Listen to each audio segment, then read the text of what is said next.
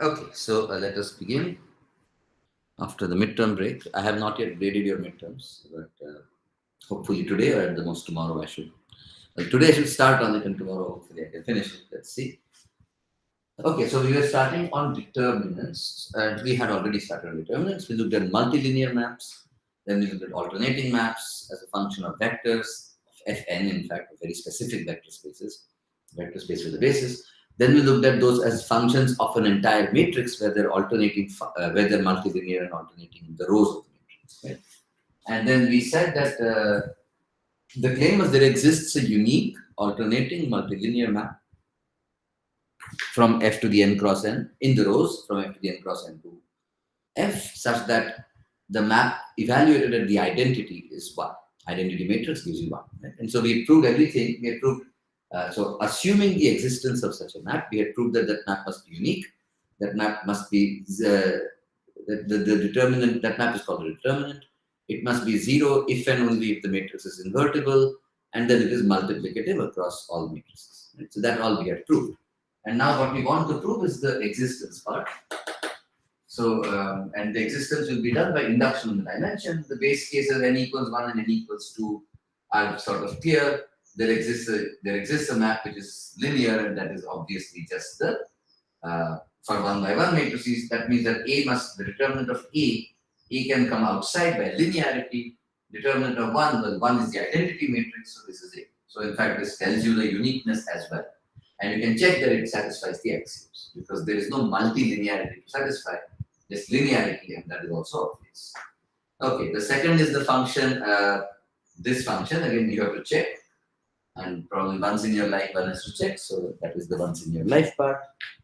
Okay, now the induction step, we really care about n bigger equals 3 here, but fine, let's say n bigger equals 2, it actually still works. So now a couple of definitions. So first of all, Aij with capital A will denote the submatrix, where you delete the ith row and the jth column of A, and then you get the submatrix obtained. Okay. And now because this is of a smaller dimension, because you assume that the determinant exists by induction on that smaller dimension, you can talk about the determinant of Aij, if that makes sense. And so now I define a function capital Dj to be this.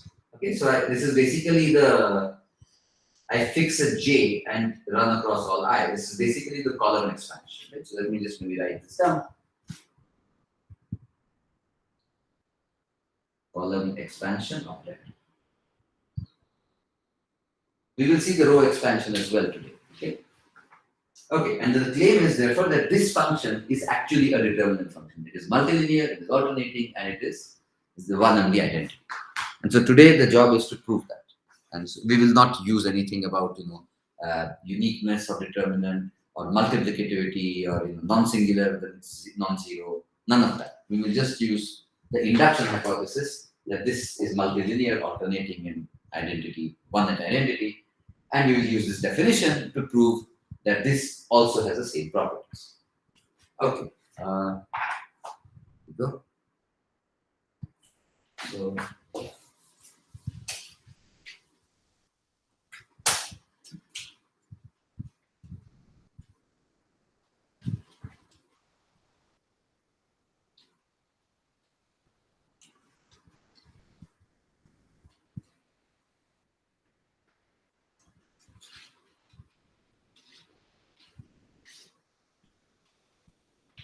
Oh.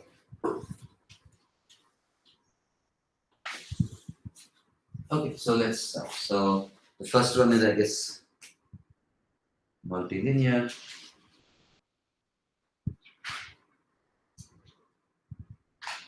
Where is this? All of these things are done. Uniqueness is done. Okay. So okay, I'm just going to let's prove. One is multilinearity.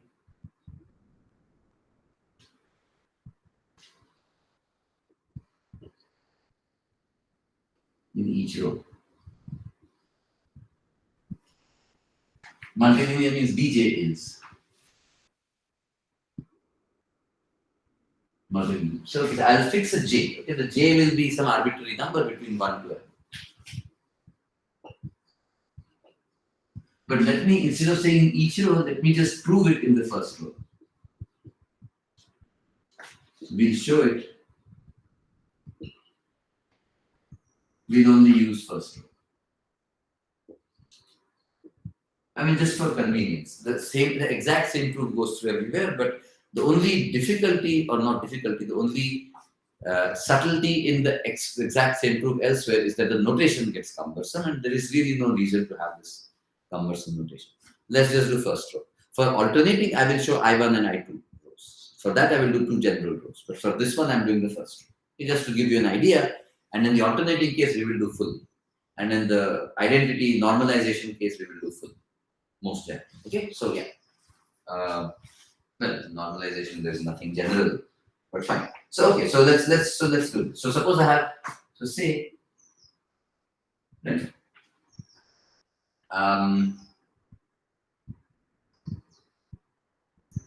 yeah. So let's say I have A equals, so I have the remaining rows I fix, U2 transpose, UN transpose, these I fix. And here I put alpha, let's say alpha V plus beta. Alpha V transpose plus beta W transpose. Okay, so that means I want to prove it's multilinear in this row, so I will prove that it is a determinant of this versus determinant of the other two matrices. Okay, now let's also therefore call something else.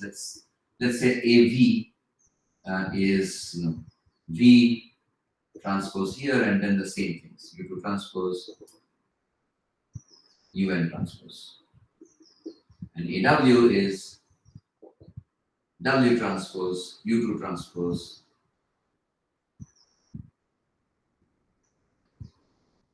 UN transpose.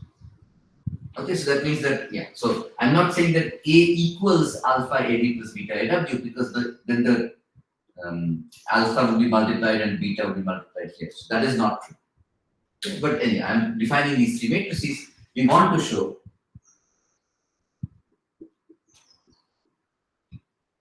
that this function has the multilinearity property.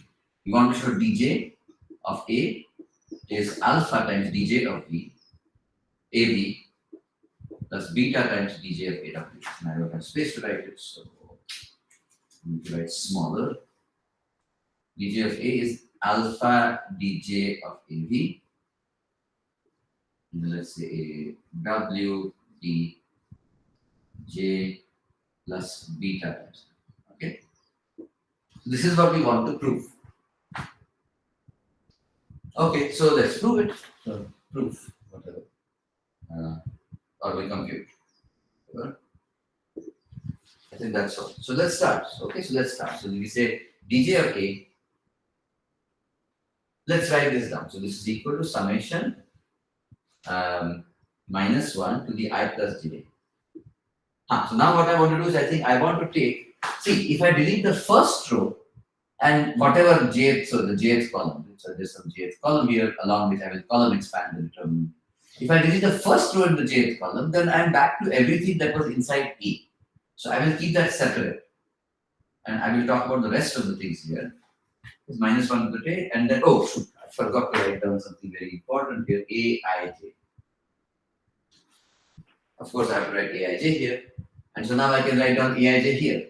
And what is Aij? I'm doing these ones, so I'm doing these ones. So I can just put Aij. And then the determinant. And then what I'm going to do is, I'm going to delete the ith row, where I is 50 bigger than 1. Okay, so that means I will have this matrix upstairs. So that of,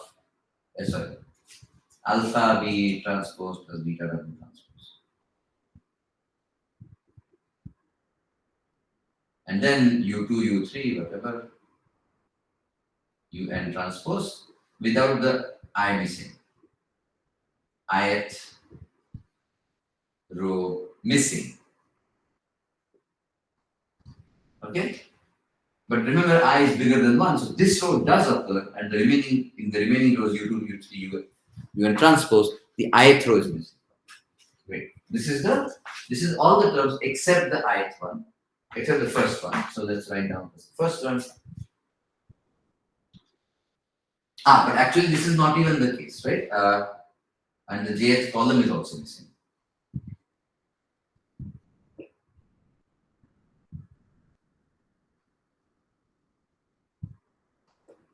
So the ith row is missing and the jth column is missing in this matrix. So some column is missing and the ith row. Plus, and then I can do the same thing for the first row. In the first row, if I remove the first row and the jth column, I would just get what? The first row I would have to multiply by the entry on the other hand. So plus you get plus minus 1. This is horrible. Plus negative 1 to the 1 plus j. This is the I equals 1 term. And now I can write down the ijth entry here, the 1jth entry here. This is alpha bj plus beta wj. And then the determinant of the original matrix is that A1j. This is 1. So this term, so in this case the Aij doesn't change because I'm working with the ijth column inside this part. In this case the det Aij doesn't change because I'm working with the entry here, so the remaining matrix doesn't change. Okay, so that's what it is. Okay, great. So once you have this, now we can continue. Now look at this. Now look at this matrix. This is a n-1 by n-1 matrix because a row and a column are missing. So by the determinant function, the determinant exists on smaller matrices by induction hypothesis, and by the determinant function properties on smaller matrices, it is multilinear. And in the first row, because it's multilinear in the first row here, therefore I can now write this down.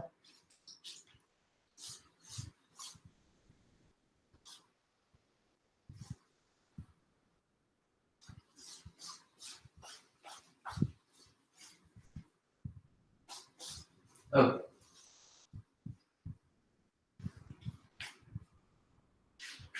Okay, so let us write this down. So this is equal to,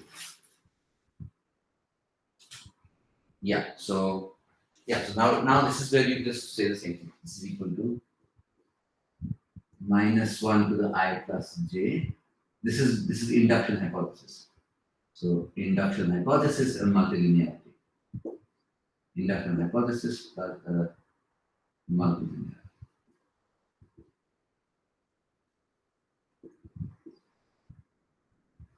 Right? Minus 1 is I plus j, Aij times alpha, depth of this thing,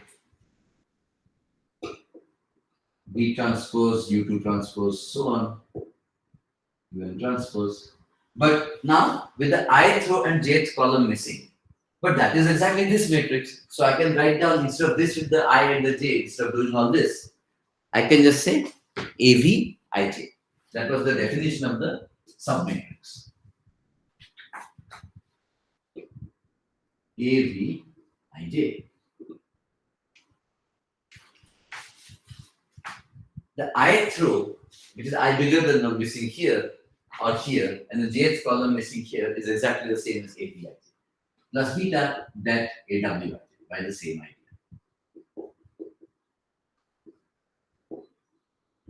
This is I goes from 2 to n. Okay, and now what about this one here? If I equal to 1 and you remove the first row and the jth column, then you exactly get the same as A1j. A1j, so A and AV and AW all differ only in the first row. So therefore, if you look at A1j, that is also AV1j and that is also AW1j.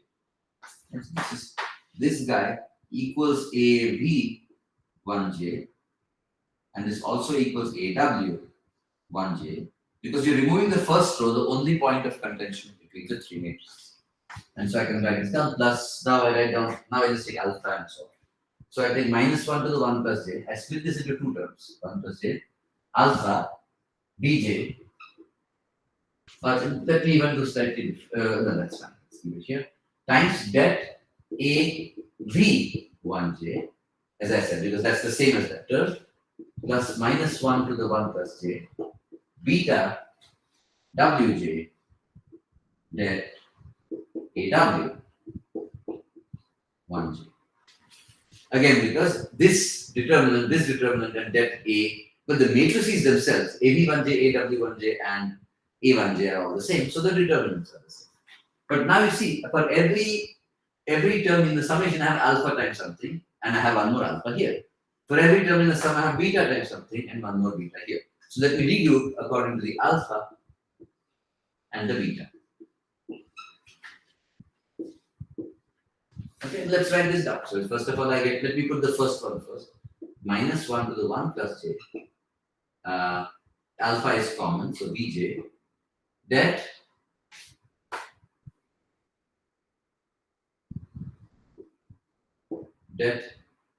AV1j. Yeah. This will make it slightly smaller. Plus summation I goes from 2 to n. That aij, sorry, minus 1 to the I plus j. Aij, det aij.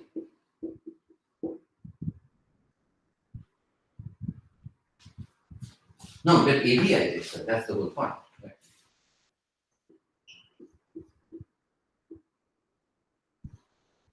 And similarly for W, you get minus 1 to the 1 plus j, wj, det AW, 1j plus summation I goes from 2 to n, minus 1 to the I plus j, aij,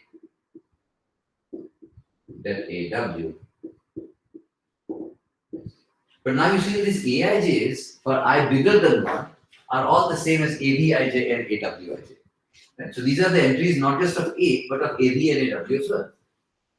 Which precisely means that the entire term in the first bracket here, this entire term, is dj. So it's alpha times the entire term here is literally dj of AV. Because it is exactly the column expansion of AV along the jth column. And similarly, this entire term is dj AW. And that proves your multilinearity.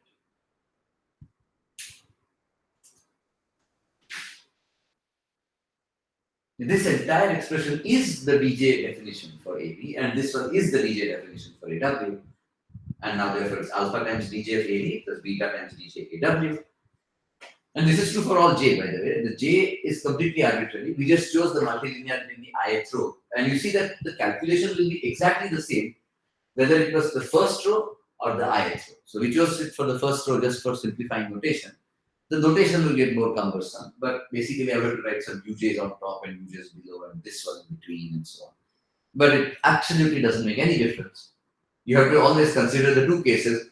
One is when I equals the row in which you are trying to prove multilinearity, and one is every other I for which you can just directly sum over it. And the calculation is the same. Okay, so that is multilinearity. Now the second is that dj is alternating in rows. Let's write this down and then. So for all j again, so I would write this thing. And this time we will prove it in general. Now that we are used to seeing how this works, I'm going to prove it in general. Number 2, dj is alternating. Let me use a different pen. Let's use black pen for now.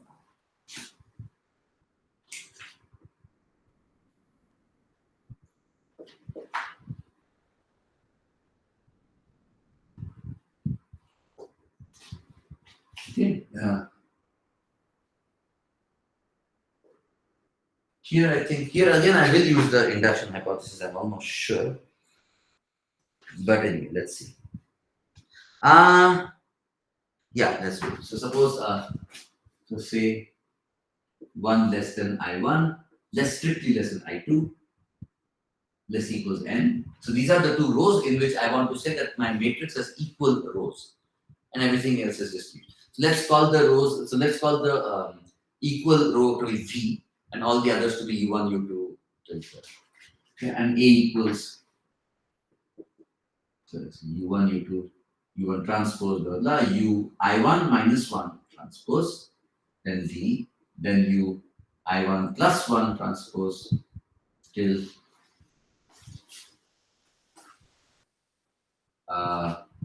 U I2 minus 1 transpose, then again a V, and then U I2 plus 1 transpose. You see how long this is? It's very cumbersome. UN transpose. Okay. Maybe the way I should really do this is I should say this is the transpose of U1, U I1 minus 1, then V, then U I1 plus 1, U I2 minus 1, V, and then U I2 plus 1, then UN.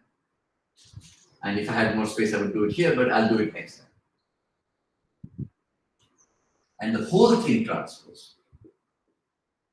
Then that's exactly the same thing as this, but now I don't have to take this longer line to write it every time. Okay, so I want to prove that the determinant of this is 0, right? Okay, let's do this. So let us expand this again along the jth column. Okay, so the only reason why I don't like to write this is because you might get confused about the jth column of this being the jth row of this and so on. So maybe, then let's write this down. I don't know how to start writing it here. So I think I wrote it here.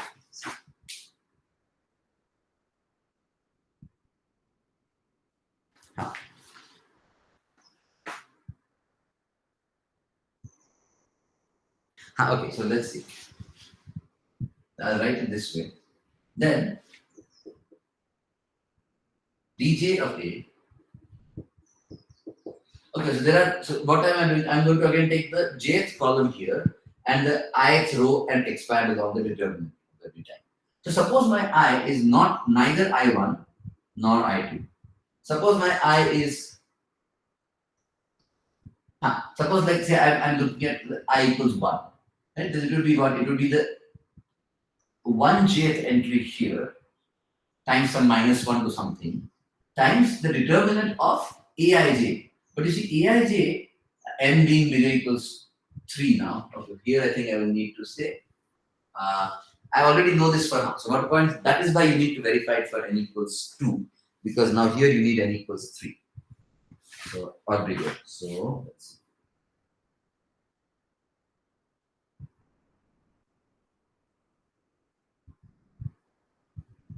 Okay. So here I am assuming n equals 3. So we have already proved that the determinant function exists for n equals 2 by explicitly giving you 1. Here, let's say n bigger equals 3. Okay. Now, since n bigger equals 3, there might be some other indices over which you sum. Right? So, for every other index in I1 and I2, the remaining n, the remaining i's, when you kill that row and column, you still have a matrix, a smaller matrix, in which there are 2 equal rows. Right? Because the jth entry of these 2 is removed from the jth column, but these 2 remaining rows are equal. And now this is a smaller matrix with 2 identical rows. So by the alternating property of the smaller determinant function, that is 0. So this is, let me say this, I not equals I1 and I2, okay, minus 1 to the I plus j, Aij, det Aij, and this guy has 2 equal rows.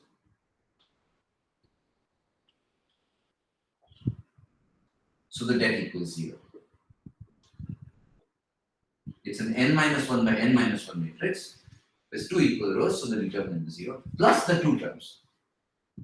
Plus minus 1 to the I1 plus j. So now what is AI1?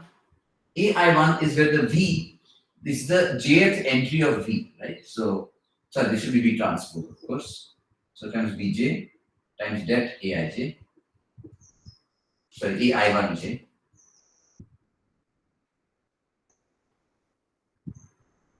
Plus the same thing for I2.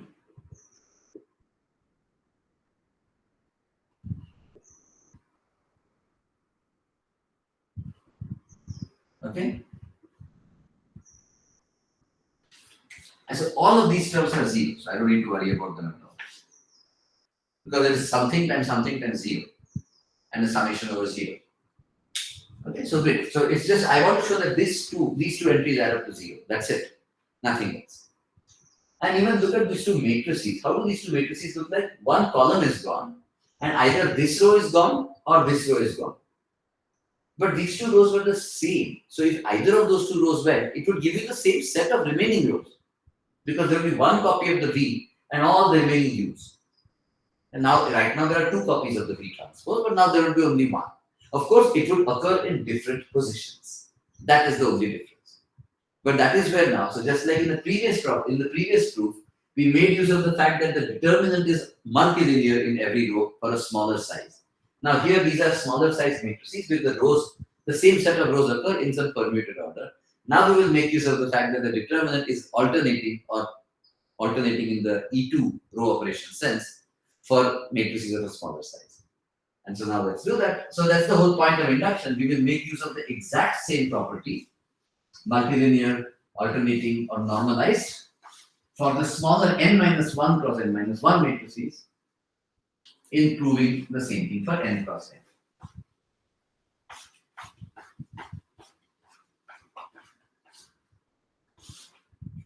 Okay, so here we go. Okay, so now let's write this down. Let us look at these two. Let's look at the two matrices. Okay, so A1j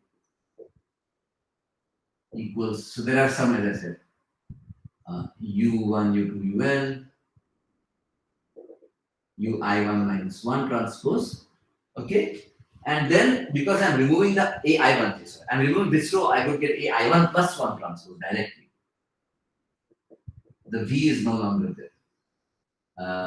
UI2 minus 1 transpose. Now I get a V transpose and then the rest. Okay? And AI2, so this is AI1j, sorry.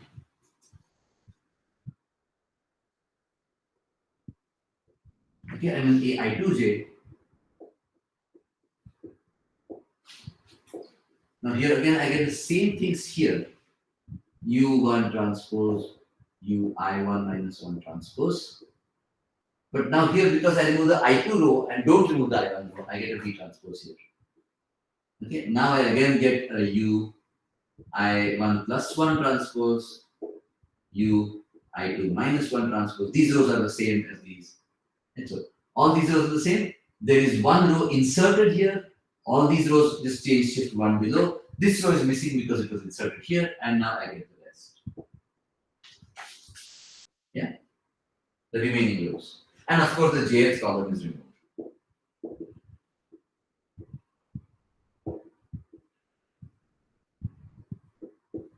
So from both the matrices, the jth column is removed, but so the entries are the same, the columns are the same, the rows are permuted. Okay, great. So now let's look at the. So how do you get from this matrix to this matrix?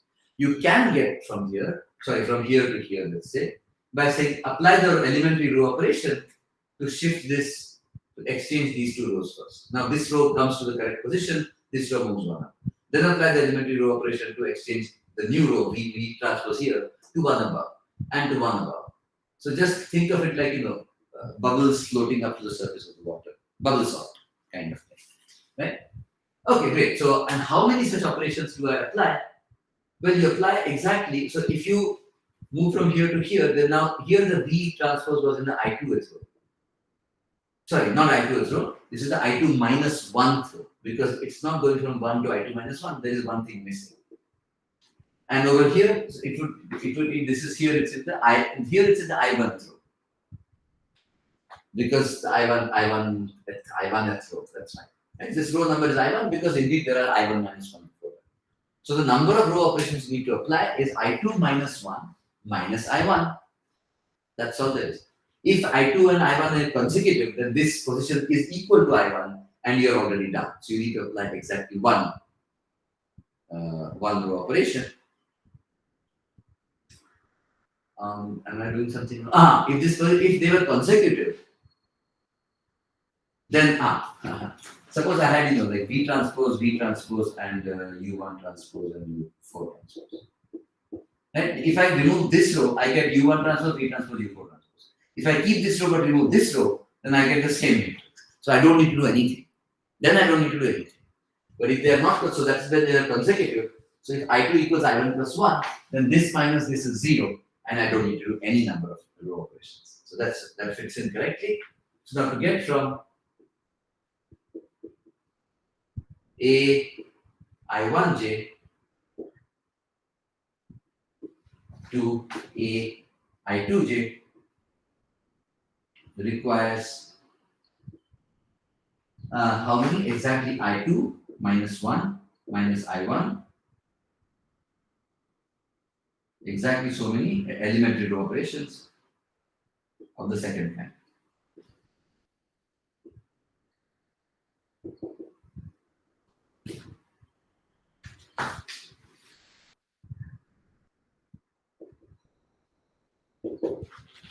But as we know, every time you perform an elementary row operation of the second kind, you have to multiply the determinant by minus 1. So each of these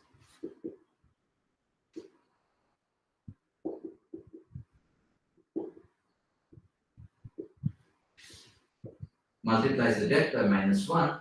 So I can now write this down. So dj of A equals this. So dj of A. Okay, so I'm changing I1. So therefore I get minus 1 to the I1 plus j times dj. And then I get a times minus 1 to the I2 minus 1 minus I1 times det of A I2j. That is the first term here. Plus this one. I'm just going to say it here.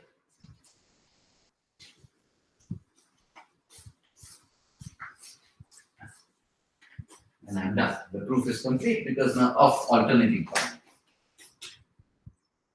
Plus minus 1 to the I2 plus j Vj det A I2j.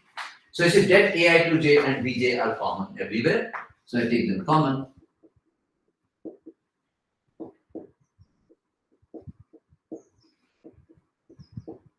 And now I write this up. So it's minus 1 to the I1 plus j plus I2 minus 1 minus I1. So the I1 term cancels. You get j plus I2 minus 1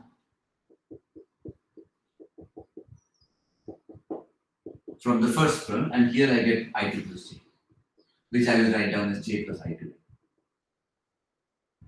And now you just have two minus 1 side, two powers of minus 1 differing by a power of 1. So one of them is negative of the other, and these add up. In any field, right? This is not the field of real numbers. In any field, powers of minus 1 add up to 0. Consecutive powers of minus 1 add up to 0, and so you get 0.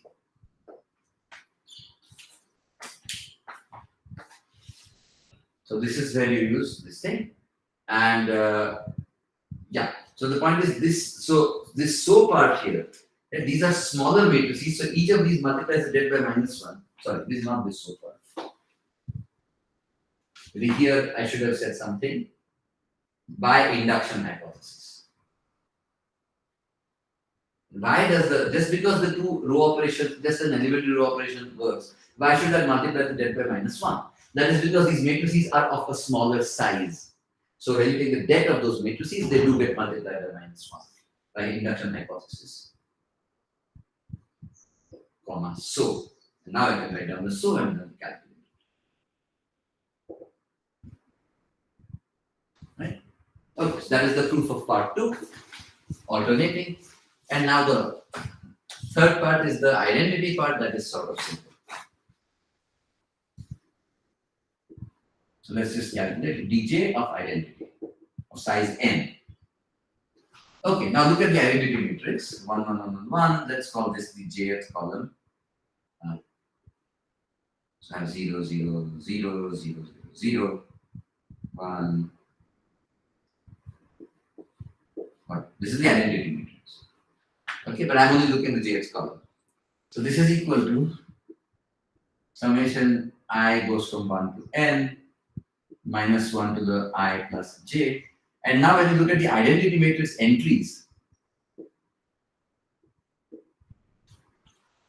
What are the entries of the matrix? Well, for every, there's only one entry that is non-zero, and it occurs in the jth row and jth column. And the identity matrix is a diagonal matrix. Therefore, this is just going to be, this entry is going to be 0. Let's call this I not equals 0 times something. And then the jth entry, which is non-zero. The jth row gives you a non-zero entry, everything else doesn't.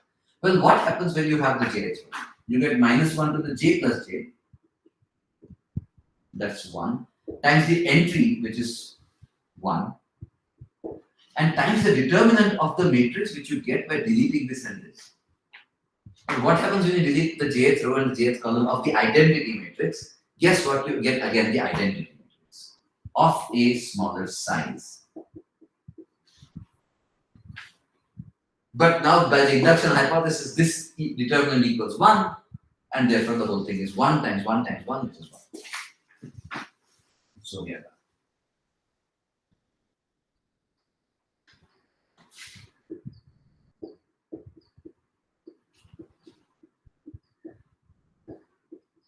So every single time you use the same property for n-1 cross n-1 matrices by the induction hypothesis to prove the same property for n cross n matrices.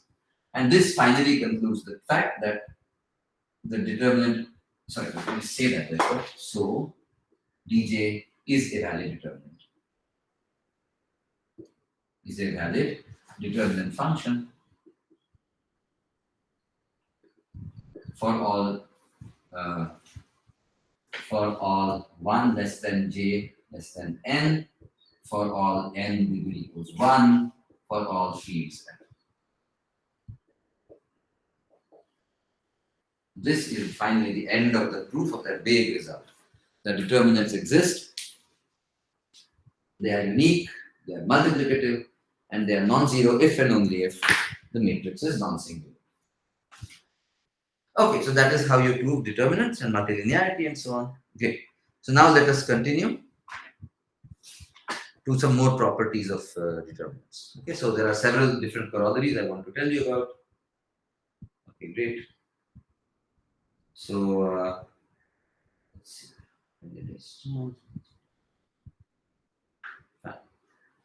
Okay. Roughly half the class is over, which is not quite good.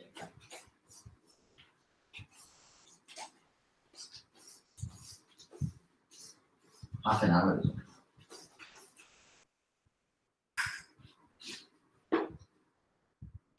Thing is on.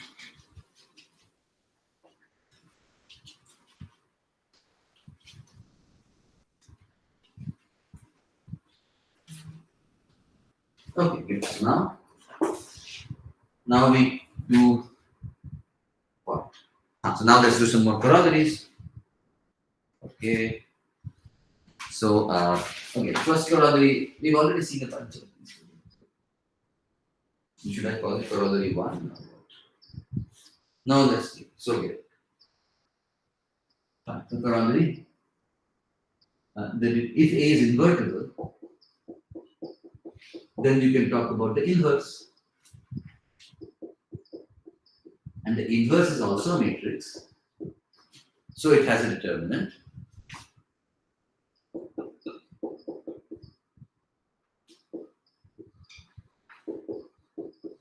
How is it related to the determinant of A?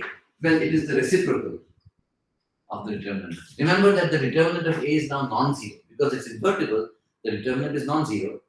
Any non-zero element of a field has a reciprocal.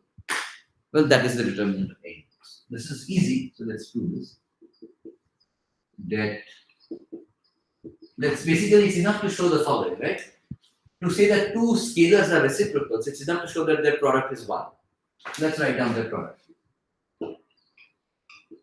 Get A inverse times get A. But now, because the determinant is multiplicative by the theorem, this is where the theorem comes in. Get of A inverse times A. But that is the determinant of the identity matrix. And again, by definition, the determinant of identity is 1. So if two numbers multiply to 1, then they are reciprocals of each other. That is obvious. The next one is, so this is about the inverse. Let me now tell you about the transpose. Let's call this a proposition. Det of A transpose equals det A for all A.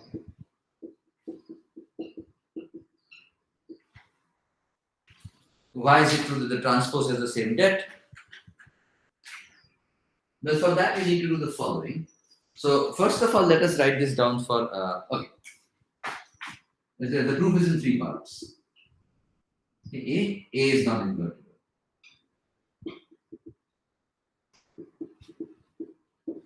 If A is not invertible, then neither is A transpose. This is one of his old characterizations.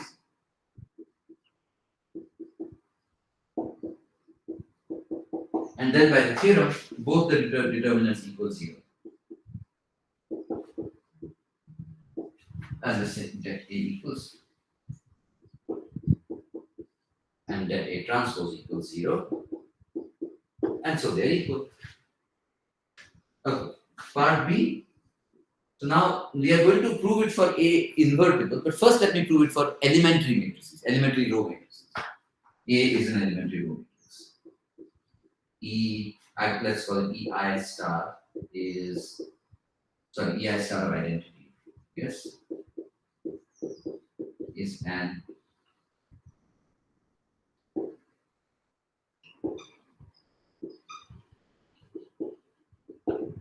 if A is an elementary row matrix, the claim is that the determinant is equal. Well, that is not hard to prove. If it's of the first kind, then it's a diagonal matrix like 1, 1, 1, and 1, a C and a 1, 1.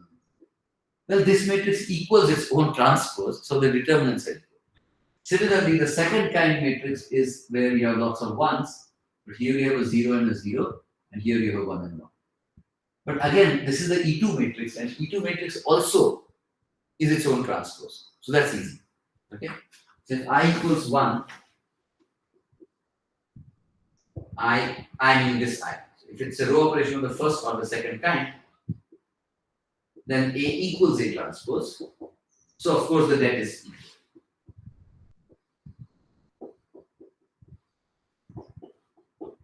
It's only when what happens when A is an elementary row matrix of the third kind. Let's see what happens then. Well, what happens then is the following. I can even show you an example just for to make it easy. Let's look at the third kind. So let's say you have 1, you multiply. So let's put a third kind. Okay? So you have, this is what it is saying. This is the matrix for E3. You add C times the multiple of the second row to the first row. Right? This is C. So this is saying 1, 0 plus 0C. 0C is C times the second row. The transpose of this, if I take the transpose, I get what? I get 1C01. But that is exactly the same as saying E3 of add C times the multiple of the first row to the second row. That's all it's doing. The only change is in which row, the rows are switched, the matrices get transposed. So if I equals 3, and this happens in general, you can check.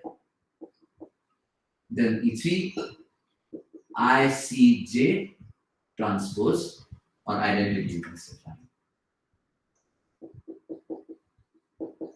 equals, I'm going to erase this now. E3, sorry, oops. JCI of identity. But we know that for these matrices, we know that these matrices are upper or lower prior. Oh.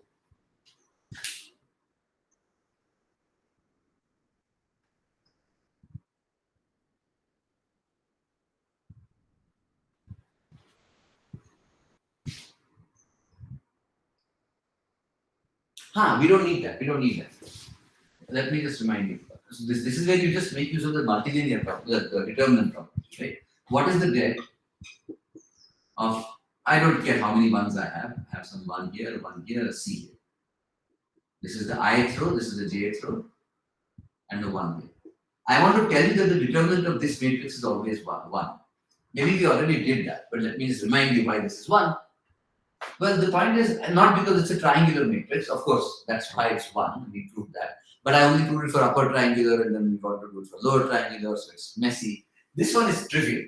Why? What this is you look at the function as a function of the ith row, right?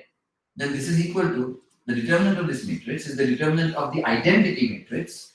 When I don't take this, so it's like saying 1 times the 1 vector. So what this vector is EI transpose plus CEJ transpose, right? So I'm writing down the EI transpose first, the determinant of the remaining rows is the identity matrix, plus C times det of the same. So 1, 1, 1. And then here in the J, I would put EJ 1. 1, 1, 1, 1, 1. And I would also have a JH row here, where this is all zeros. 1, 1, 1. So I have 2 rows which are identical, EJ transpose and EJ transpose. That will make it 0. So it's the determinant of identity, which is 1. And that is why, and this doesn't matter whether I is less than J or I is bigger than J. Even if the C was here, the expansion would be in the same way. And so this is true. So both get equal to 1. So both have that 1. And so indeed, it is true that if A is an elementary matrix, then the determinant of A transpose equals. So det of A transpose equals det A. If A elementary. Okay, this is part B. And now finally part C is where I prove it for every matrix. So now what I do is, I'm proving that the determinant of transpose doesn't change the determinant, right? So if the matrix was not invertible, then both determinants are 0. That was trivial. If the matrix is invertible and an elementary matrix, then the determinant is equal for the transpose. That is just proved by case. And now let's say A is, so you see, even in determinants and so on, we do need row operations, elementary matrices. Everything we did at the beginning, the most basic stuff, the foundational stuff, is actually useful, right? The 3 kinds of row operations and stuff. And now finally, if A is invertible, so A is any invertible matrix,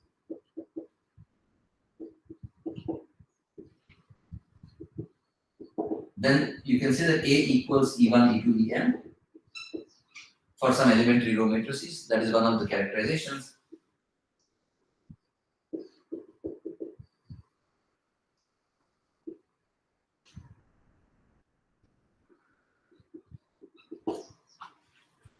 Now I just calculate. Now I take the transpose and calculate. Implies the determinant. So first of all, we know by the property of transpose that if you transpose a product, you get the product of the transposes, but in the reverse order. So it is det EM transpose dot E1 transpose. And now by the properties of determinants, this is the theorem, determinant is multiplicative. This is det EM transpose, det E1 transpose.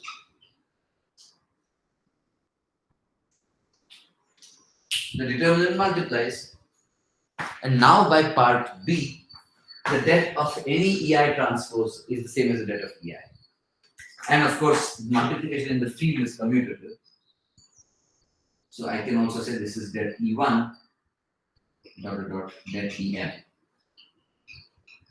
This is by B, and obviously the fact in the field that multiplication is commutative. But this is equal to det of E1 into EM.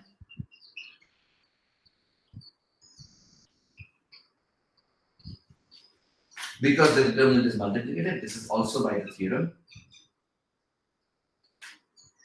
And what is E1 into EM? This is exactly. So you started from determinant of A transpose, and you end up with det A.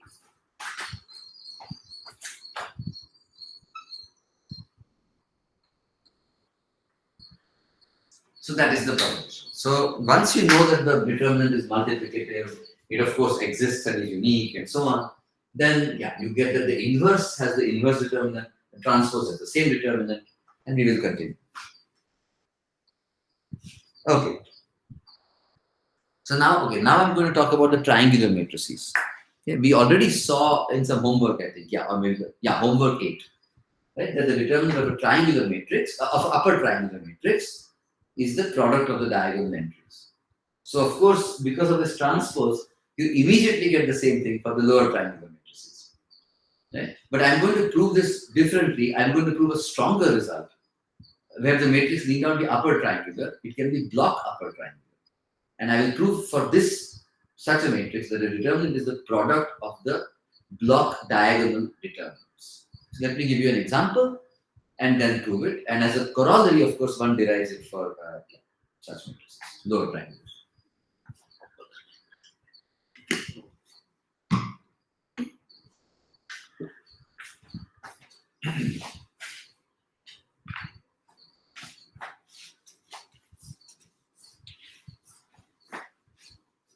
Oh, sorry. I should be doing it here.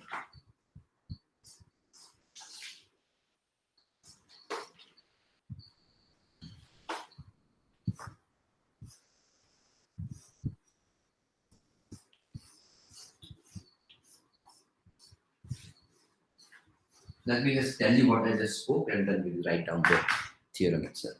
So, as a corollary,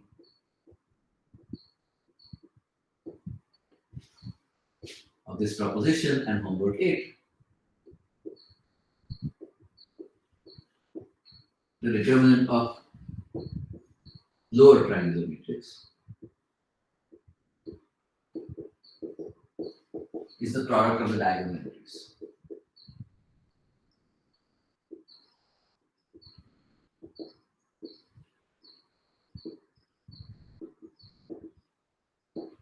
Okay, but now more generally, we want to do the following.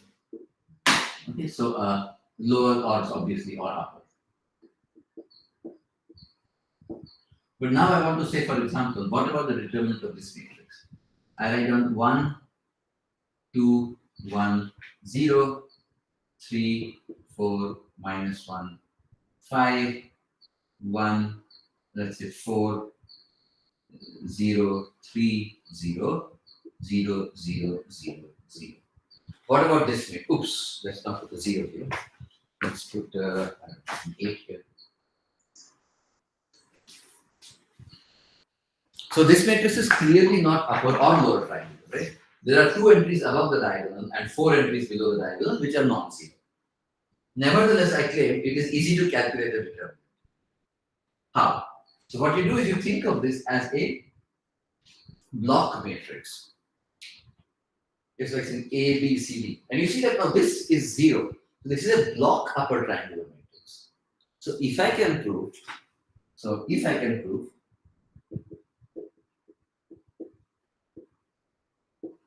the same kind of result as upper triangular matrix for the block upper triangular matrices, then I will be done, because then I can say this is the determinant. I don't know this yet, I want to prove this. This will be the determinant of just the diagonal entries, but the entries themselves are matrices. So I have to take the determinants of the matrices.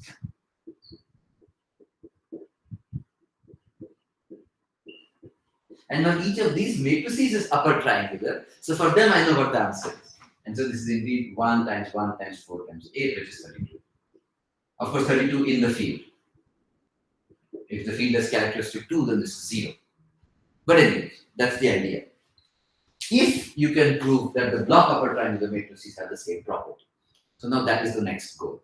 It is that if I have a block upper triangular matrix, then the same thing goes through. That the determinant is the product of the diagonal determinants. For 1 by 1 entries, that's the special case.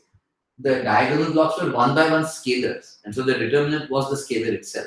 And that is why you get the product of the scalars. But more generally, if you have a block upper triangular matrix, then you can do the same thing. And you see here, I'm saying the blocks are all 2 by 2, but that need not be the case. I can take different sized blocks. Okay, and so that's what we will do. So maybe I'll just say it here, theorem. More generally.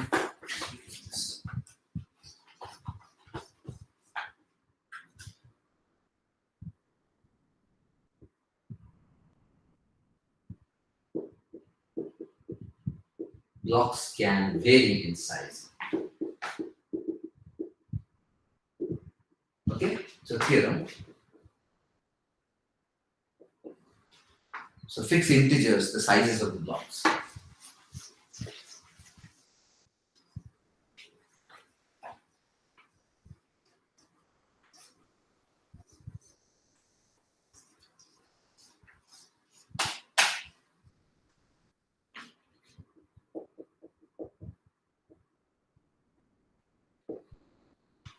Fix integers k1, k2, kr bigger than 0,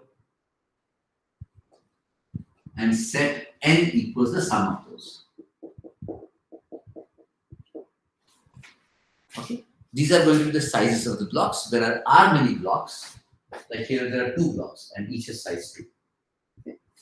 And now, suppose you write down the partition. What notation did I use? Suppose A is a block of a triangle. So say A. Okay, I need space to write down A here. A equals, I'll write this as M11, block upper triangle or lower triangle? Upper triangle. M12, M1R, 0 matrix, M22, M2R, 0 matrix, MRR. Okay, and this is n by n. So is a block upper triangular matrix.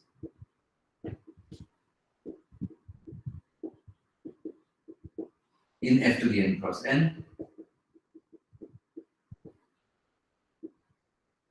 when each mij, if I look at the ijth matrix, mij, this is F to the ki cross kj. It is not 1 cross 1. It is not a scalar anymore. It's a matrix. With ki many rows. So in this thing, all the matrices are ki rows. In this column, all the matrices are ki columns, kj columns. Okay, so that's what it is. Great. For all, yeah.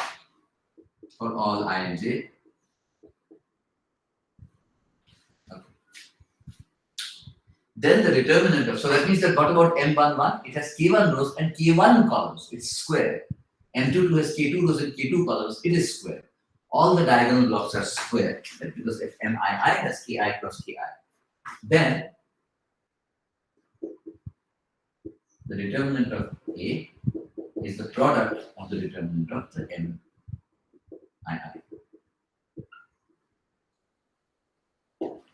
That is the theorem.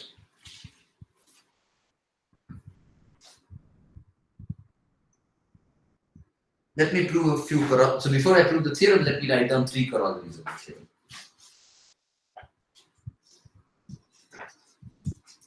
Or maybe 4 corollaries of the theorem, whatever. So,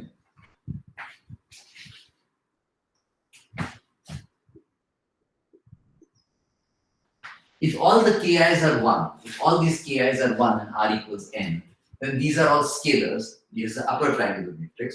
And we are just saying that the determinant of an upper triangular matrix is the product of the diagonal matrix. If all ki equals 1, m is a, then A is an upper triangular matrix. Upper triangular, so, and now we get that A equals the product of AII. Because then Mij equals AIJ. They are scalars. Okay, this is corollary 1. Corollary 2. What if all the Mij above the diagonal are also 0? Then I get a block diagonal matrix. All I'm saying is that a block diagonal matrix is also a block upper triangular matrix.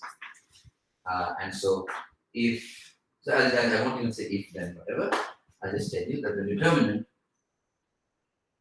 M11, M22, MRR, and zeros above zeros below. The determinant of this matrix is again, it is because it's block diagonal, is a special case of block upper triangular. So it's again the product from I goes from 1 to R, det MII. Great. That is the second corollary. And the third corollary is about block lower triangular. Let's do that.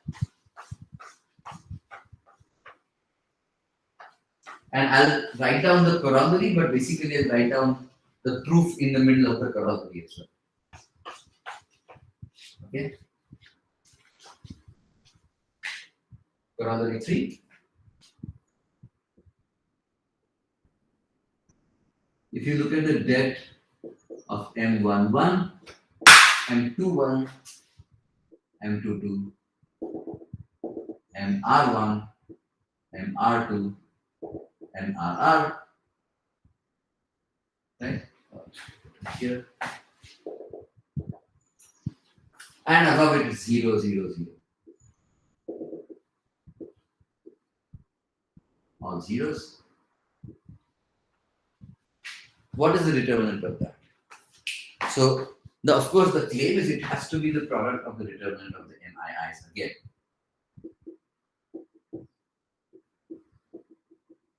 It's a lower triangular matrix. Of course, it has the same properties, and in particular, if all the KIs are 1.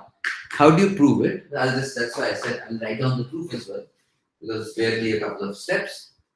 So first of all, let's call this matrix A, then this is equal to the det of this transpose.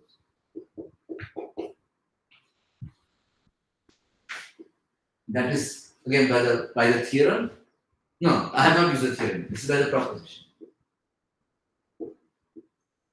The determinant of any matrix equals the determinant of its transpose. But the transpose matrix has everything upstairs, and so it's a block upper triangular matrix. This is block upper triangular. And therefore, by the theorem, this is the product of the determinants of the diagonal entries. And now this is the key point. What is the diagonal entry of this transpose? Is it just that MII? And the answer is not quite. Remember, if you take the transpose of, let's say, M11, let me just do the 2 by 2 case, right? M11, M21, M22, and 0. Transpose. How much is this? Well, this is not, M11 stays there, it's a square matrix, but it becomes a transpose. And M21 here becomes a transpose. This is 0, the 0 transpose is 0, so I won't change it, but it's M22 transpose. So every single entry switches positions, but it also becomes a transpose. We don't notice it in the 1 by 1 case because a single scalar transposes itself. But in general, it does switch. And so this one should be the determinants of the diagonal entries, which are the MII transposes. But now here is where you again use the proposition. So this basically involves, like there was a movie called 4 Weddings and a Funeral, where this is 2 propositions and a theorem. So yeah, so use the proposition to first switch it to the upper triangular case. Of course, you get transposes everywhere. Now you use the theorem to say it's a product of the diagonal entries, which involve the transposes, but the det of each transpose equals the det of the matrix, and so on. Okay, great. So that is what this is. I'm erasing this, of course. Okay, so now let's start to prove the theorem. We have time, so yeah, we have about half an hour, well, slightly less. Okay, great. So yeah. And how much? Yeah, I highly doubt I can finish all of this, but the proof of the theorem will be done. Oh, before proving the theorem, I need to prove a lemma. Aha. Okay, so then today I will stop after the proof of the theorem. Exactly here. This is very interesting. Okay, I want to prove this theorem. Okay, I'll remind you of the theorem later. I'll just write the theorem upstairs somewhere. I'll leave it there. That's fine. This should not take too long to write. So okay, so that's the theorem. So now the proof of the theorem. The proof of the theorem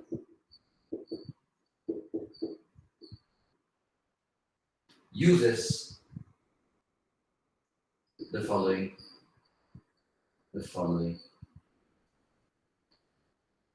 lemma. So it's not even that simple, that straightforward to prove this theorem. Okay, we need a few tricks, but you see the theorem is so rewarding. It gives you all these nice corollaries immediately, and so once you get those, to calculate determinants, if your matrix is somehow almost triangular or something like that, you can try to check if it is not strictly triangular, but if it is block triangular. And then you can use the theorem, either lower or upper or so on. So there are all these nice properties of determinants, like the transpose, the inverse, triangularity, under which it behaves well. Right? And so all these things we can use. But the lemma that I'm going to say is the following. So fix integers. Fix a field f, obviously, and integers 1 less equals k, strictly less than n. Okay. And then the function, let's just call it f from f to the n cross n to f, given by a matrix, sorry, f to the k cross k to f. That's the whole mistake. What am I doing? Given by what? A matrix A, which is k cross k. So first write down a new block matrix, a block diagonal matrix. So you see, I have not proved that this determinant is a product of these guys, okay? But I will actually use it in a very special case. Okay, so M, let's call this M maybe, right? It doesn't matter. So first I write down the matrix M, 0, 0, and identity of size n minus k. So now this is therefore, this was k cross k, this is n minus k cross n minus k. This is still a square matrix which is size n cross n, right? I fixed my integers 1 and k and n, so therefore, and n minus k has a strictly larger number of coordinates, right? So if this was nothing, then this was just m, then this was going to be easy. And now what I have is, since I have a square matrix, I can take the determinant of the n cross n matrix. The claim is this function, or maybe let's break the sentence into smaller parts. Let's just say define. Okay, so the proof of the theorem uses the following lemma. The lemma says fix integers this thing and define this function in this manner. Then the function is exactly the determinant. F of m equals 11.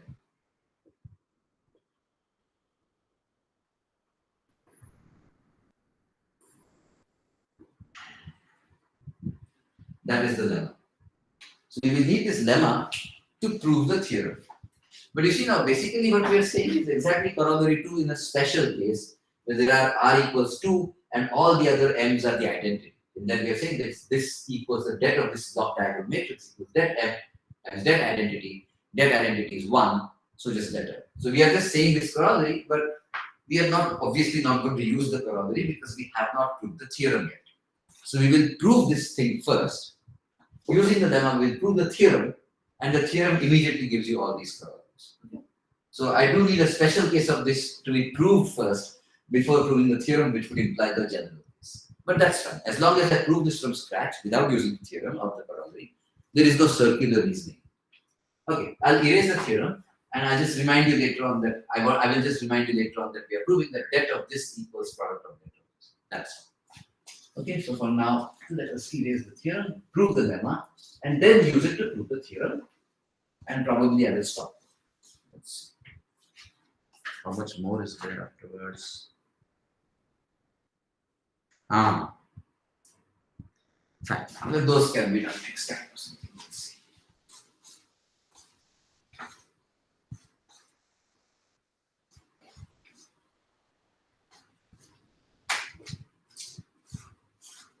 Okay.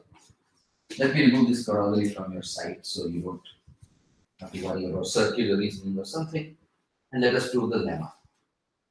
How do you prove the lemma? Well, this is not hard. Once you know the theorem, again, this is in some sense a corollary of the theorem as well. To prove that some function equals a determinant, all you have to do is you prove it's alternating, it's multilinear, and the identity goes to 1. Then by uniqueness, that has to be the determinant. So let's prove that. So, but remember, the uniqueness relied on the fact that the thing exists in the first place. So, I mean, suppose there exist 2 functions that are the determinant. Well, for that, there should at least exist 1. So, and, well, okay, it's type subject. Well, we have proved existence and we have proved uniqueness, so we don't need to worry about it. Okay.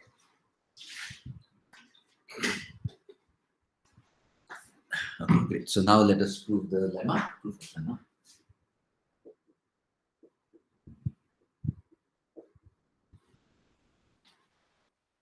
20 minutes. That should be more than enough for the lemma and the theorem. Whether we can do anything more remains to be seen. Okay, so the claim is that F is, we claim that it suffices to show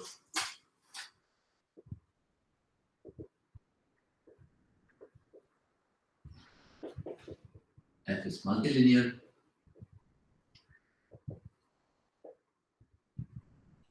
alternating,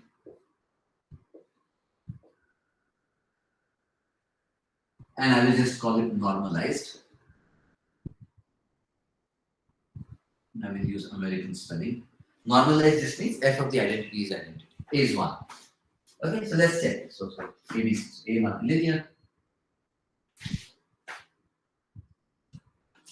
Yes, let's write this out. So suppose so you have again I will just do the same thing. Alpha V transpose plus beta W transpose U2 UN UK. And then you define MV and MW the same horrible way.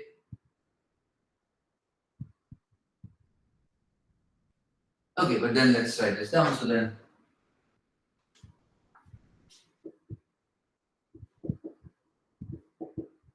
So it is. Let me give this whole matrix a name. Alpha V transpose plus beta W transpose, and then N prime. So N prime is K minus 1 rows cross K columns. And F of M equals alpha V transpose plus beta W transpose. And then this is the first K many columns, and then there are 0, which is again N minus K cross 1. Okay, and then there is the M prime and 0, and then there is the 0 and the identity. This is how the matrix looks like. Let me remove this. Sorry. This is how the matrix looks like. But now you see that this first row I can use. Sorry, is the determinant of this. Oops.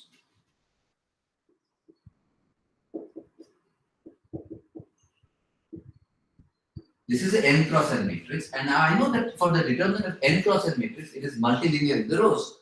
So I can do the same thing here. So this is determinant of alpha times V transpose 0, M prime 0, identity. Oops, 0 identity. Plus, sorry, the alpha, this is a determinant function, so alpha comes outside the determinant, sorry. And then beta comes outside the next determinant. Here I put W transpose 0, M prime 0, 0 identity. Okay. Of course, all these matrices are n cross n. But what is this? This is again the 0 identity 0 0 part goes away. This is alpha F of V transpose M prime plus beta F of W transpose M prime. And that is exactly multilinearity, right? It's just this is yeah, that's what it is.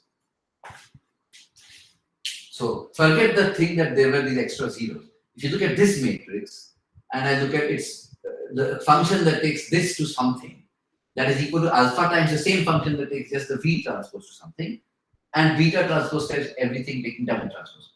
That's exactly multilinearity. So this is the proof of multilinearity.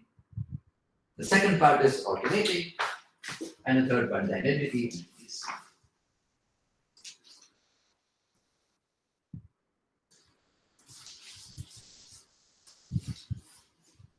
By the way, in corollary field, corollary was that the determinant equals the product. The blue part was the proof of the corollary, which I put into the corollary.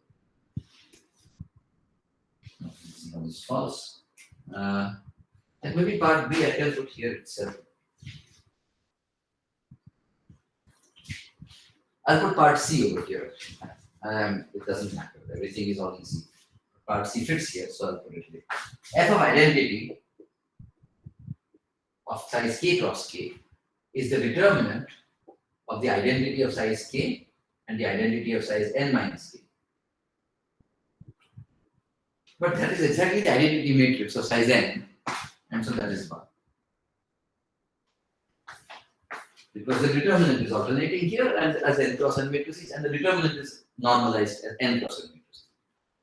So this is going the reverse way than the induction. The induction says I use the properties of the determinant for n minus 1 cross n minus 1 to prove the same properties for n cross n.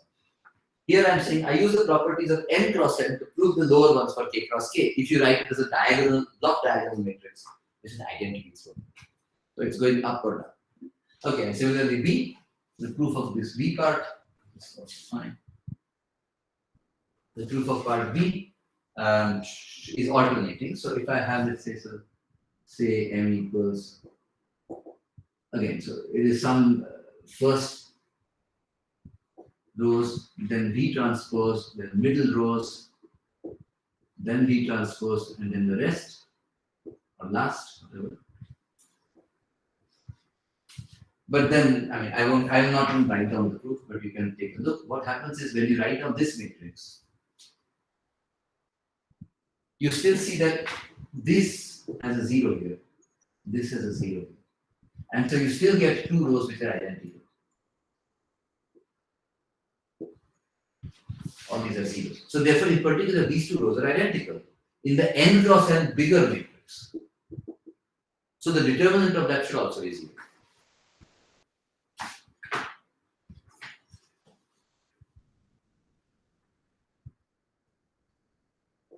Note that det of this equals 0. This is not the 0 matrix or the 0 vector. 0. So in particular, if m has, if this is m, this guy equals m, then f of m equals 0. Is this determinant? The n cross n matrix. Okay, so that's the end of the proof. We can erase the proof ends from here, and so this is the lemma. Okay, the lemma just said that you fix integers like this, and you look at the map that takes this matrix to this determinant, then we get 0. Okay. Okay, so now I want to prove the theorem. Let me keep the lemma here, and let me keep the theorem here also. Okay, so to prove, so we are going to use this and to show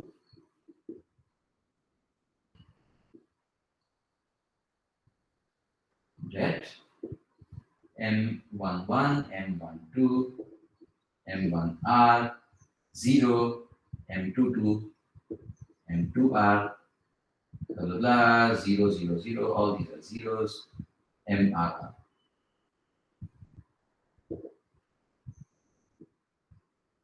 So all these are zeros here, but then eventually you get, this is the product of the det of MII. We want to show this now, that is the theorem, that we are going to use the lemma.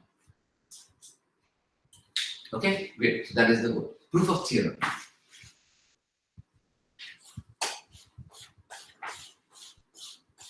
I think I will, as I said, I think I will stop after this theorem.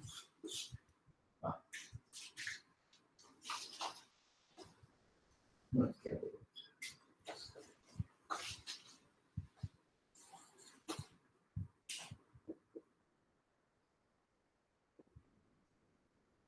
We proved a lot of different nice corollaries. Yeah. Okay, the proof of the theorem. Do I have the time to prove it? Let's see.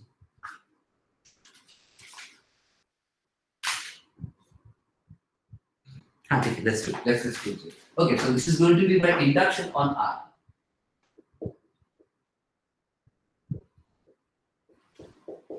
The base case is when R equals 1, then there is just a 1 matrix, M11. This side is that M11, that side is that M11. That is obvious. That is just EV. And base case. Obvious. It's not obvious, it's a tautology. It says that 1 equals 1 or 3 equals 3. Or something equals itself. That is not anything else. So induction hypothesis now, 2 cases. Okay. Yeah. So induction step.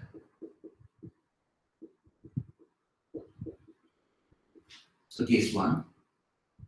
So there are 2 cases, which is that this matrix is invertible or it is not invertible. MRR is not invertible.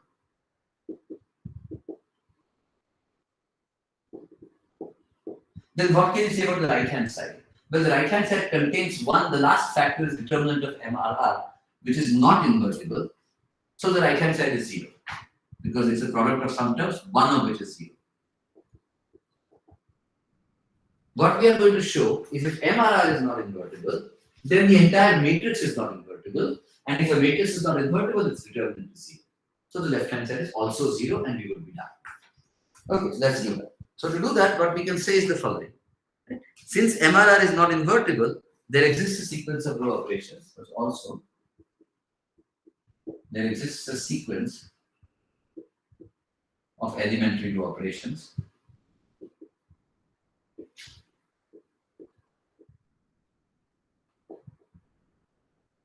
Let's call them, I don't know, E1 into EM.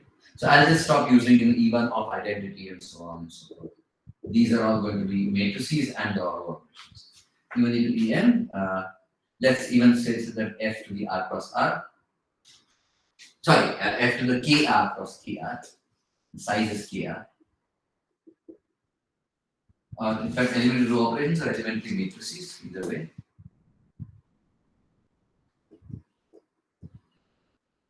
Okay, such that.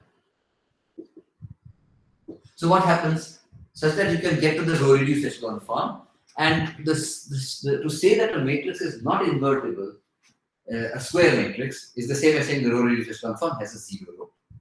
Okay, because if it didn't have a 0 row, if it had non-zero entries in every single row, and the entries have the leading ones have to occur from left to right, then there are only R many columns, KR many columns, and KR many rows. So they all have to occur along the diagonal. That means that there are no other non-zero entries in each column because the pivot 1, there are no other non-zero entries there. So the row reduced echelon form must be the identity matrix. But then the matrix is invertible. That cannot happen, therefore there is an extra row. I'm just trying to remind you of weeks 1 and 2 or whatever. Such that, so if you apply these row operations to the matrix A, MRR, then this has a 0 row.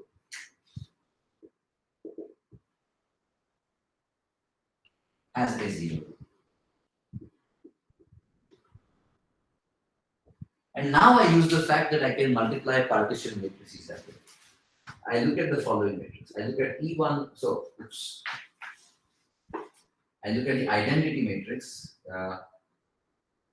K1 cross K1, identity matrix K2 cross K2, identity matrix KR minus 1, KR minus 1, and then I look at E1. Okay, let's, in fact, let's give this a name. Oops, it just came out of it. So if I look at the identity matrix times E1 here, 0 here, 0.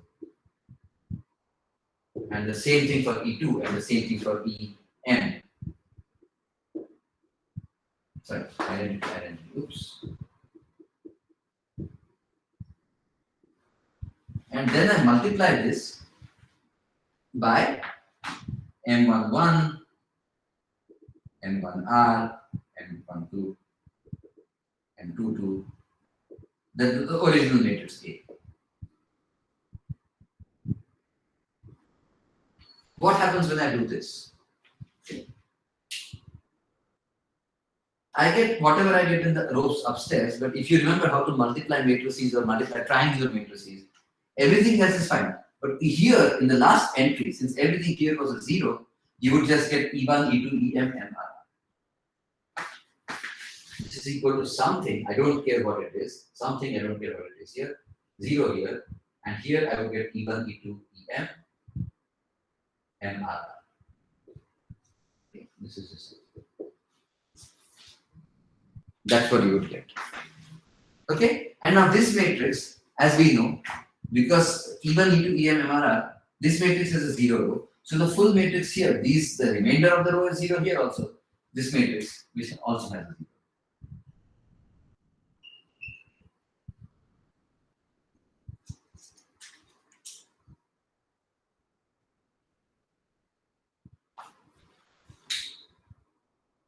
Okay?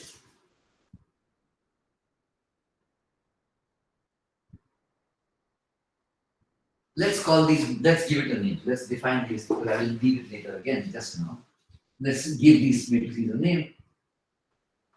So instead of saying phi of m and f of m here, let me call them phi here, phi of x.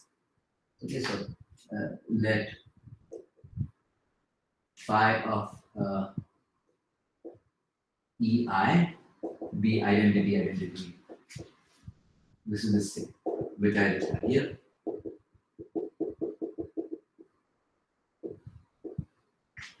Okay, so this is n cross n and for all y. These here. So what we are saying is, so we said that phi of E1, phi of EM times A is this big matrix here, has a 0 row.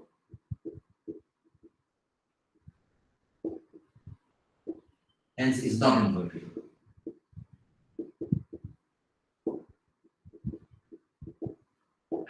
But each of these matrices is invertible. Right? Why? Because what is the inverse of a block diagonal matrix? It is the inverse of each component. And in fact, if you put, well, identity inverse identity, EI inverse is also an elementary matrix. Whereas, while phi of EI inverse is phi of EI inverse. So this is, of course, is so fine, this is inverted. But then we are basically almost done. What I can now say is, so what can I say now? So what I get is det of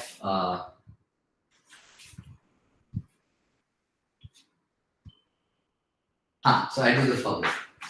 I look at det of A. I want to prove the det of A is 0, right? There's the left hand side. The determinant is big matrix. I know that the determinant of the product, the right hand side is 0. I want to prove the left hand side is 0. Well, this is equal to that of phi of E1A, phi of E2, phi of EM times A, sorry, times, sorry, I should do the following. That of, let's take phi of EM inverse, dot phi of E1 inverse times phi of E1, phi of EM times A. These matrices are inverted. So I'm just starting with A and pre-multiplying by these matrices, and then I'm pre-multiplying even more by the matrix inverses. So they all just cancel out, and this is exactly det of A. Nothing so. Right? But now I just make use of the determinant property. So now by the theorem, not this theorem that we are about to prove, but the theorem we already proved, determinant is multiplicative. So that of phi, so I'll just take these out. So that is the product. I goes from 1 to m, det phi of EM inverse, okay, times det of this matrix. But this matrix is not invertible, therefore this is equal to 0.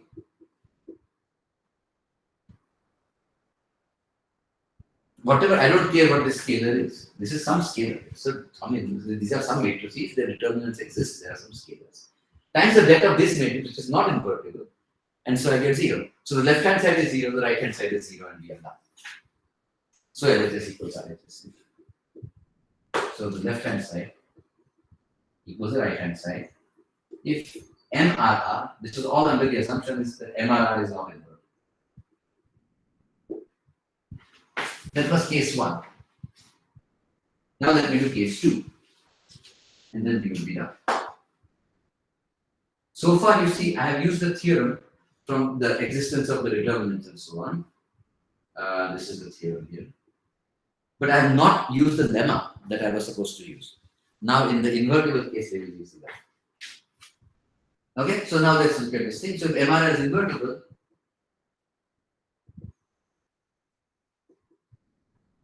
then once again there exists a sequence of elementary row matrices such that this thing is now the identity matrix, the row reduced echelon form. There exists E1, E2, Em.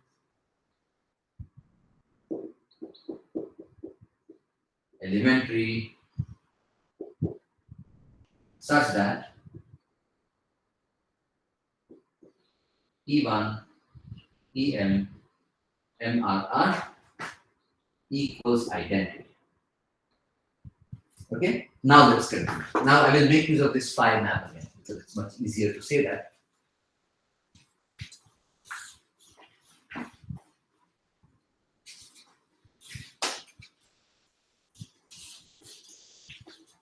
Now we have to do the calculation again. We multiply this times the matrix here. So we do the same calculation.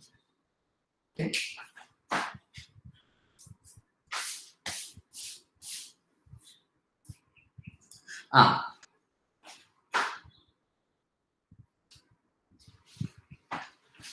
And this time I need to also remember, I need to do a little more in the detail here, or at least in the diagonal entries of this. Okay, so well, first of all, let me therefore write down that MRR equals the inverse of this. Then if this matrix times MRR is identity, this is EM inverse, E1 inverse. And again, of course, all of these guys are all elementary again. Right? So all the EI inverses are elementary matrices. Okay, so now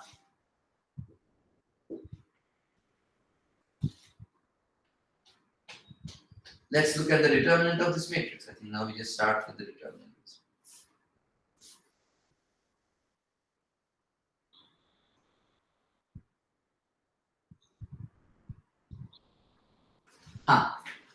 Okay, now let's look at this thing. Let me look at EM inverse dot. Let me look at E1 inverse times this matrix. What do I get? Well, you see that this is the thing about multiplying block triangular matrices. The diagonal entries just get multiplied by the diagonal entries. Whatever happens above the diagonal is fine. Below the diagonal is always 0. But this whole thing actually turns out to equal. Wow, this whole thing is destroyed. My eraser is destroyed. So it's a good thing we are at the end of the class. Wow. So what is this equal to? So this is equal to, you can check this entry is identity. This is identity M11, identity M22, MR minus 1 R minus 1, and then even if EM inverse times MRR is identity. So below is 0, above is whatever it is.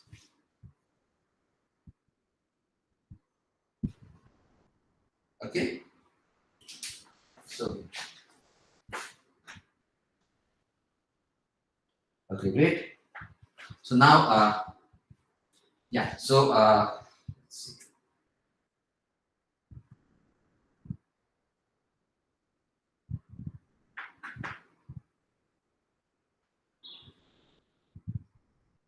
So what do I want to do now? MRR times. No, this was wrong. This was supposed to be even equal. Yes. That's why it got to the identity.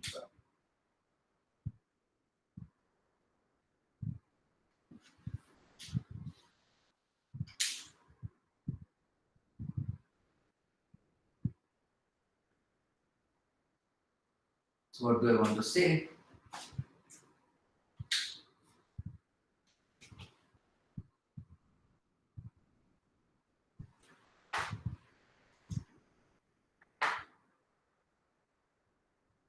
Maybe I'll start with this. Let's not do this at all. Okay. So that this happens, right? So in particular, I'm not going to repeat this thing, but I'll just now use the notation. This was called phi of E1. So phi of E1, phi of ER, AM, times A, times the matrix A, which is exactly this calculation here. This is equal to M11, M R minus 1, R minus 1, identity. This part is all 0 as always. This part is something, and this part is something. Okay? So far, this is all we have. Let's call this, in fact, that's fine. That's fine. Okay? Fine.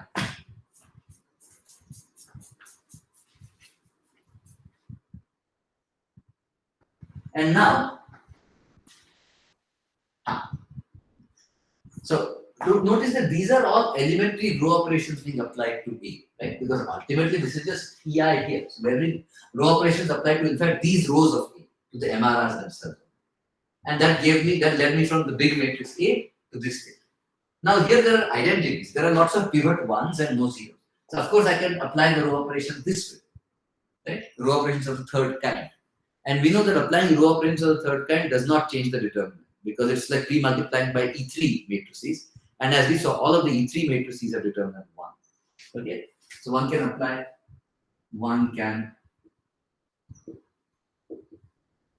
finitely many, of course, finitely many. So for every column here, I look at, so let's say I take the first column here, the 1 here. Using the 1, I can kill off all these rows. Using the 1 here, I can kill off all these rows and so on. All of these are the row operations of the third kind. Many E3 operations, let's just say.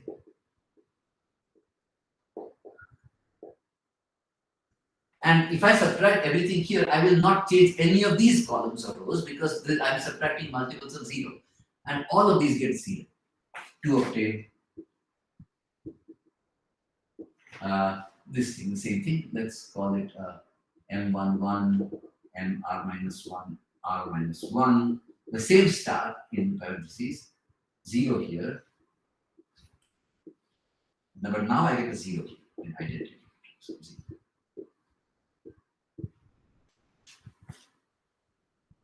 Okay, and the determinant of this matrix is the same as the determinant of this matrix because E3 operations are determinant 1.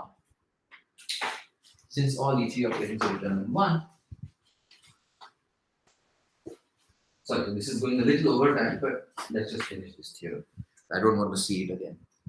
Wow, 10 minutes over time. Since det E3 star is 1, let's call this matrix C.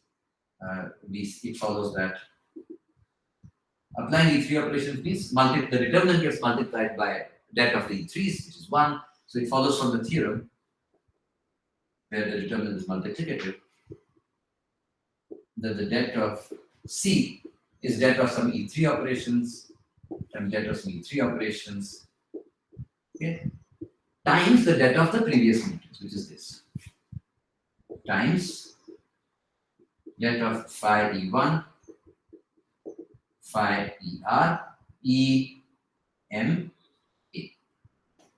Okay? And now we start. So this is all of this was done. So far, I have not yet used the lemma. Now I'm going to use the lemma many times and finish the proof. Look at det of C. C has identity matrix here and something here. Well, we know that the determinant of such a matrix is the determinant of this thing. By the lemma. By the lemma,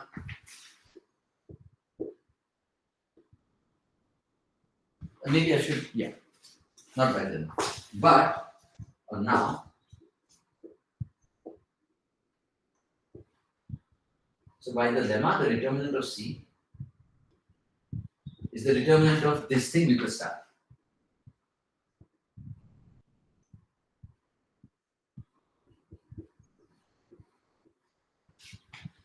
But you see, this is also a block upper triangular matrix of a smaller number of blocks, R minus 1 only.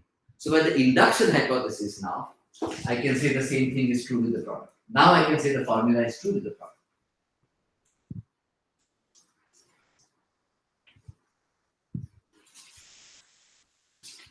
Oops, this thing is utterly destroyed.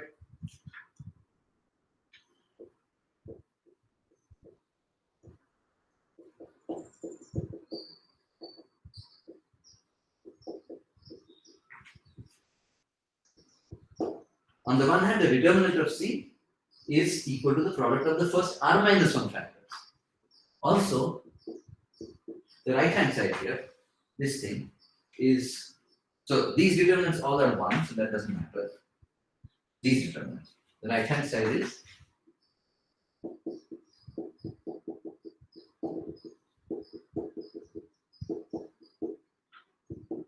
this is first of all the product of the det of phi EIs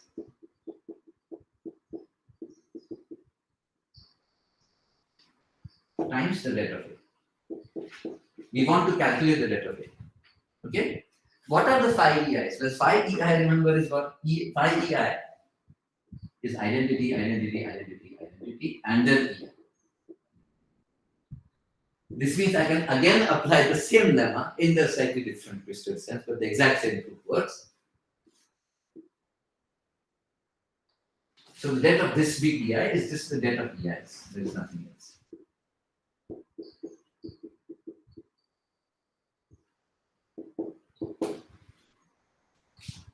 Oh, this is a product. Sorry.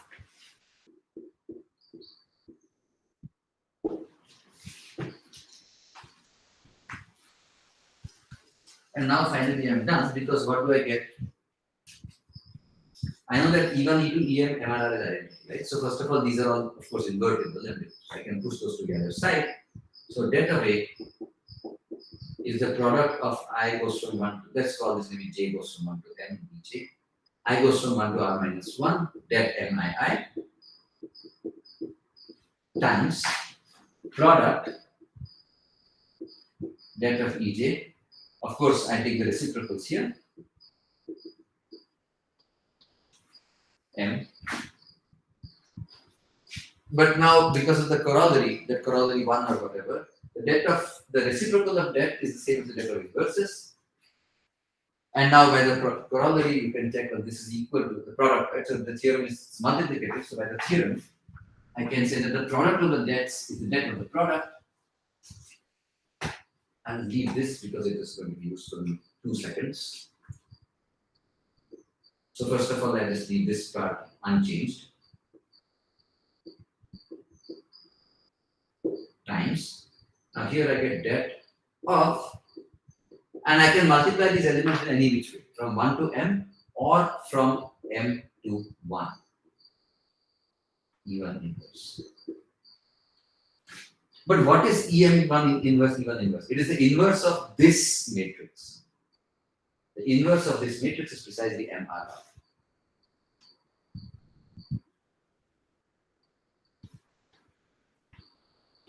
Therefore, I'm done.